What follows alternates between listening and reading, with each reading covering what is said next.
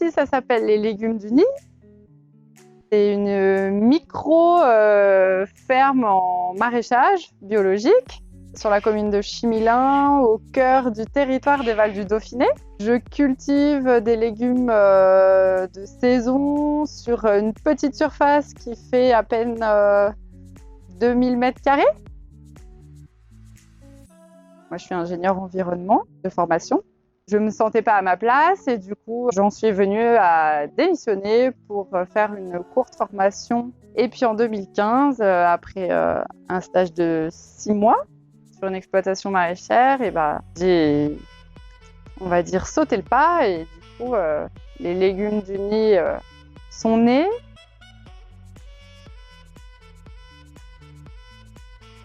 À l'installation, j'avais mis en place une vente à la ferme où les clients viennent pour de la vente au détail. Je fais le même format de vente maintenant que j'habite ici à Chimilin sur une ferme voisine. Et puis les paniers, c'est un format de vente qui est aussi très apprécié par les consommateurs. Ça peut permettre à certains de découvrir des légumes qu'ils ne consommaient pas, qu'ils ne connaissaient pas. J'ai décidé pour cette nouvelle saison de réduire un petit peu mon volume de production et par conséquent ma charge de travail. L'année dernière, au moment de mon bilan de l'année, j'ai considéré que j'avais gagné trop par rapport à mon état de fatigue qui était avancé. Et donc, ça m'a permis de me dire je peux me permettre de gagner un peu moins, ce qui sera toujours correct par rapport à mes besoins. Et essayer de réduire ma charge de travail pour être plus en forme. Voilà, donc c'est aussi des choix pour arriver à pérenniser dans le temps l'activité. Il faut savoir s'écouter et remettre les choses à l'équilibre. Aujourd'hui, je m'écoute plus, mais parce que mon corps a des douleurs, donc forcément, j'ai pas le choix que d'être plus à l'écoute de mon corps. J'ai un chariot, on peut appeler ça une brouette électrique, une zoette. Quand je fais ma cueillette au jardin, je la prends avec moi, on se balade toutes les deux dans le jardin et du coup, elle me permet de remonter 150 kg au maximum sans que moi, j'ai aucun effort à faire. Ça, c'est un peu mon outil indispensable que j'ai adopté et que je pourrais plus m'en séparer. Tu veux qu'on explique l'oïdium ?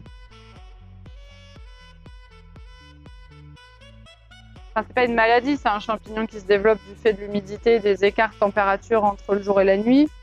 Et il faut simplement le maîtriser, mais je veux dire, ça attaque pas le fruit en direct. La courgette, elle s'en fout un peu en fait. C'est vraiment si on le laissait se développer, que si toutes les feuilles étaient blanches comme là, juste à côté de moi, j'en ai 3 qui sont complètement blanches. À ce stade-là, comme une feuille, c'est le panneau solaire de la plante et c'est ce qui lui permet de faire sa photosynthèse. Si elle est recouverte d'une pellicule blanche, là, tu comprends vite que le système de la photosynthèse ne se fait plus et donc à ce moment-là, ça va ralentir la production, la fructification des courgettes et on va aller vers une baisse de production.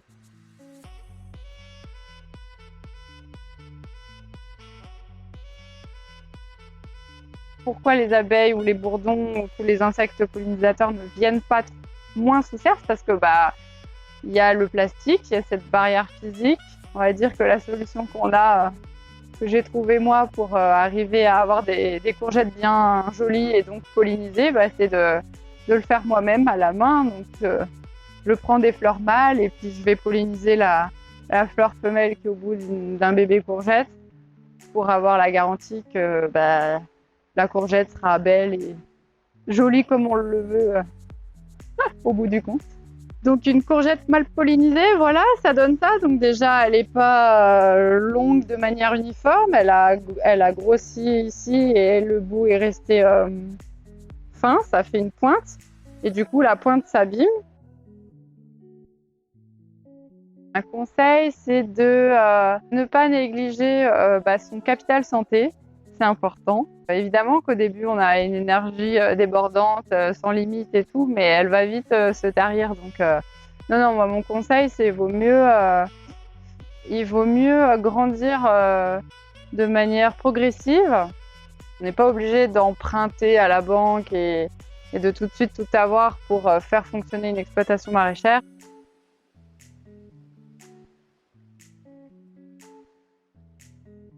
C'est une vraie fierté de réussir à faire des beaux et bons légumes en bio.